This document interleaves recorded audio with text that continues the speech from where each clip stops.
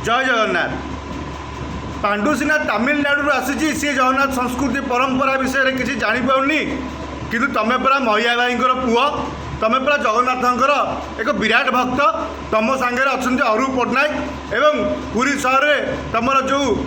BJD दल नेता चेला चामुंडा से जगन्नाथ संस्कृति परंपरा विषय में कहीं जानी ना हजार हजार लोक महाप्रभु श्री जगन्नाथ महाप्रसाद उपर आस्था प्रकट कर दशहरा कार्य आरंभ कर व्रतहर जन्मदिन में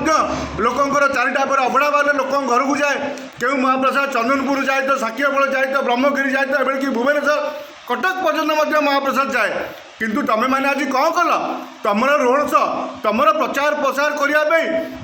पवित्र बड़दाण्ड तुम आज एभली अवस्था करदेल साधारण गरीब लोकटे कार बापार सुधघर कि कार पुअर जन्मदिन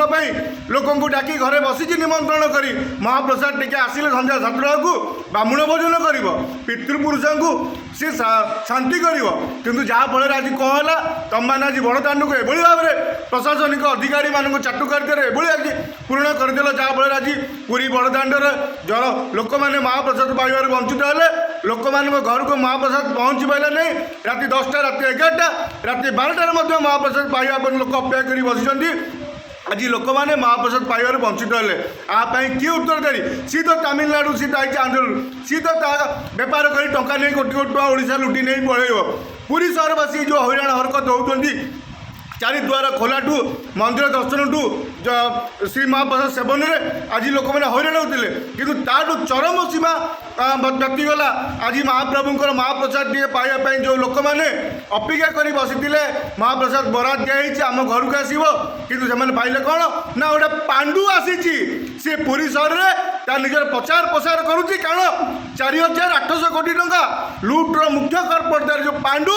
जो लुटिची ताकू लोकंर रोषरू बचाई लोक आक्रोश बचाई लोक मैंने जानी सारे पुरी सहर को हरिलुट करने मठ मंदिर संस्कृति परंपरा को लुट करने जो पुरी जो खेल खेलता पांडु ताक सर्टिफिकेट देवाई सी जो आसीला आज चरम परिस्थिति व्यक्तिगत करगला आज लोक मैंने महाप्रसाद पाइबार वंचित हेले श्री जगन्नाथ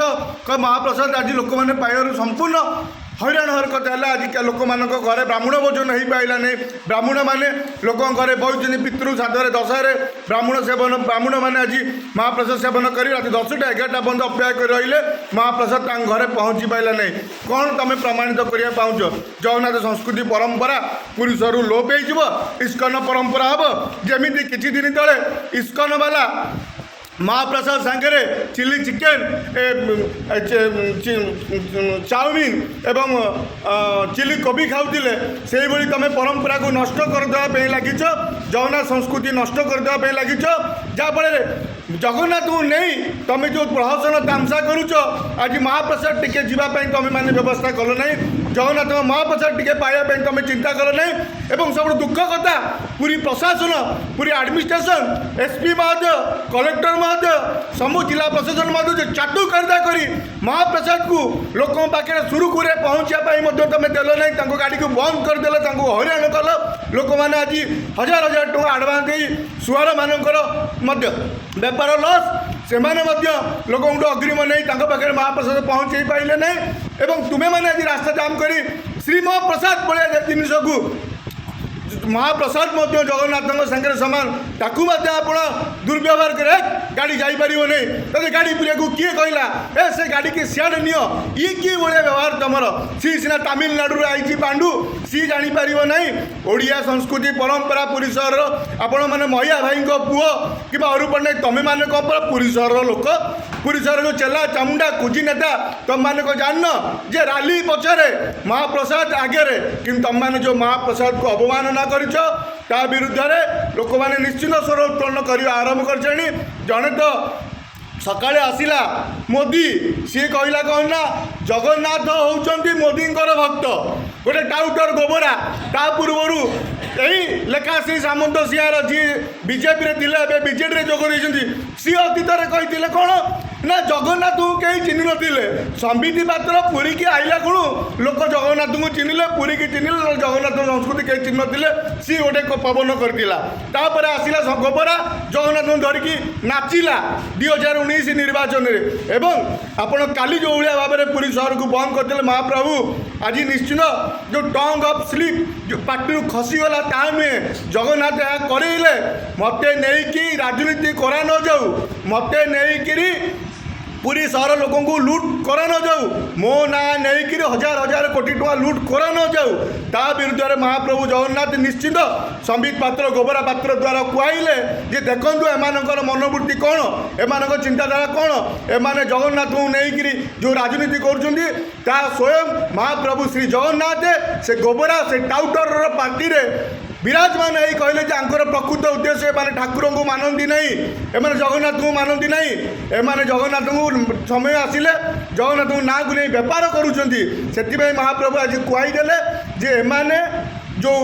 ଗୋବରା ପାତ୍ର କହିଲା ମହାପ୍ରଭୁ ଶ୍ରୀ ଜଗନ୍ନାଥ ମଧ୍ୟ ଏଇ ଯେଉଁ ଗୋଟେ ତଡ଼ିପା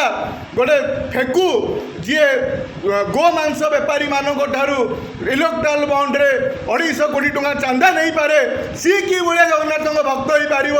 ଯାହା ଜଗନ୍ନାଥ ସ୍ପଷ୍ଟ ପ୍ରମାଣିତ କରିଥିଲେ ଇଏ ଜଗନ୍ନାଥଙ୍କ ଭକ୍ତ ନୁହେଁ, ଇଏ ଜଗନ୍ନାଥଙ୍କ ପୁଅ ନୁହେଁ, ଇଏ ଗୋମାଂସ ଭକ୍ଷଣକାରୀ, ଗୋମାଂସ ବିକ୍ରି କରୁଥିବା ପଠାଣମାନଙ୍କର ଗୋମାଂସ ବେପାର କରୁଥିବା ଲୋକମାନଙ୍କର ଭକ୍ତ ହେଉଛି ଏଇ ଟାଉଟର ମୋଦି। ଏବଂ ତାଠୁ ବଳିଗଲା ଏ ପାଣ୍ଡୁ ପାଣ୍ଡିଆନ, ସିଏ ମଧ୍ୟ ଏଇ ଯେଉଁ ବିଜେପି ସାଲିସରେ ସିଏ ମଧ୍ୟ ମହାପ୍ରସାଦକୁ ଆଜି ଦୁର୍ବ୍ୟବହାର କଲେ। ମହାପ୍ରସାଦ ଗାଡ଼ିକି ଯିବାକୁ ଦେଲେ ନାହିଁ, ମହାପ୍ରସାଦକୁ ସାଇଡ୍ କରିଦେଲେ। ଆଗେ ପାଣ୍ଡୁର ରାଲି, ମହାପ୍ରସାଦ ଆଗେ ଯିବନି, ମହାପ୍ରସାଦ ଗଲେ ପାଣ୍ଡୁର ଇଜ୍ଜତ ତଳେ ପଡ଼ିଯିବ। ପାଣ୍ଡୁ ଦେଖିବାକୁ ଚାହୁଁଛୁ ଓଡ଼ିଶାବାସୀକି, ମୋ ରାଲିରେ ଦେଖ କେତେ ଲୋକ, ଆରେ ବେୟା ଆଗେ ଜଗନ୍ନାଥଙ୍କ ମହାପ୍ରସାଦ ଲୋକଙ୍କ ଘରକୁ ଯିବାକୁ ଦିଅ, ତାପରେ ତମେ ରାଲି କରିବ। ତମେ ଦୁଇ ଦଳ ପୁରୀ ସହର ଜଗନ୍ନାଥ ସଂସ୍କୃତି ମହାପ୍ରସାଦ ଲୋକଙ୍କ ସହିତ ଯେଉଁ ଭାବାବେଗ ଖେଳି ଚାଲିଛ, ଆଗାମୀ 25 ତାରିଖ ଦିନ ପୁରୀ ସହରବାସୀ ବିଜେଡ଼ି ଏବଂ ବିଜେପି ବିରୁଦ୍ଧରେ ସ୍ୱର ଉତ୍ତୋଳନ କରିବା ଆରମ୍ଭ କରିସାରିଲେଣି। ଆଜି ଗୋଟେ ଦିନରେ ବିଜେଡ଼ି ଦଳ ଏବଂ ବିଜେପି ଦଳ ଯେଉଁ ଜଗନ୍ନାଥଙ୍କୁ ନେଇ ଯେଉଁ ଦୁର୍ବ୍ୟବହାର ଯେଉଁ ଲୋମହର୍ଷକାରୀ କୁକର୍ମ କରିଛନ୍ତି ତା ବିରୁଦ୍ଧରେ ଆଗାମୀ 25 ତାରିଖ ଦିନ ପୁରୀ ସହରବାସୀ ନିଶ୍ଚିନ୍ତ ବିଜେଡ଼ି ଏବଂ ବିଜେପିକୁ ପ୍ରତ୍ୟାଖ୍ୟାନ କରିବେ ଏବଂ ଗୋଟେ ଉପଯୁକ୍ତ ପ୍ରାର୍ଥୀ ଉମା ବଲ୍ଲଭ ରଥଙ୍କୁ ନିଶ୍ଚିନ୍ତ ହାତ ଚିହ୍ନରେ ମୋହର ମାରି ଜୟଯୁକ୍ତ କରିବେ ଏବଂ ଆଗାମୀ 5 ବର୍ଷ ପୁରୀ ସହରବାସୀ ଦେଖିବେ ଯେ ଜଗନ୍ନାଥ ସଂସ୍କୃତି ସହିତ ଖେଳୁଥିବା এই ବିଜେଡ଼ି ବିଜେପି ସରକାର ବିରୁଦ୍ଧରେ ଉମାରଥ କେଉଁ ମାତ୍ରାରେ ଲଢ଼େଇ କରୁଛନ୍ତି ଏବଂ ଚାରିଦ୍ୱାର ଖୋଲାଠୁ ରତ୍ନ ସିଂହାସନ ଗଣତି ମହନ୍ତ ଆରମ୍ଭ କରି ଲୋକଙ୍କ ଭୂ ସମ୍ପତ୍ତି ସୁରକ୍ଷା ବ୍ୟବସ୍ଥା 100 ଦିନ ଭିତରେ ସମାଧାନ ହେବ ଏବଂ 100 ଦିନ ପରେ এই ଯିଏ ଆସିବ ପୁରୀ ସହରବାସୀ ଗୋଡ଼େଇ ଗୋଡ଼େଇ এই ନେତାମାନଙ୍କ ବେକରେ ଚପଲ ମାଳ ପକାଇବେ। ସେ ସମୟ ଆଉ ବେଶୀ ଦିନ ନାହିଁ, ଆଗାମୀ 4 ତାରିଖ ଦିନ ରେଜଲ୍ଟ ବାହାରିବ, ତାପରେ ଲଢ଼େଇ ଆରମ୍ଭ ହେବ ଏବଂ ଲୋକମାନଙ୍କୁ ସୁବିଧା ସୁଯୋଗ ଦେବାରେ ଯେଉଁ ବ୍ୟବସ୍ଥା କରାଯାଇଛି ତାହା ସମ୍ପୂର୍ଣ୍ଣ କରାଯିବ ଏବଂ ଲୋକମାନେ ସମୟ ଆସିବ ବିଜେଡ଼ି ବିଜେପି ନେତାଙ୍କ ବିରୁଦ୍ଧରେ ଉପରେ ଚପଲ ମାଳ ପକାଇବେ। ଜୟ ଜଗନ୍ନାଥ।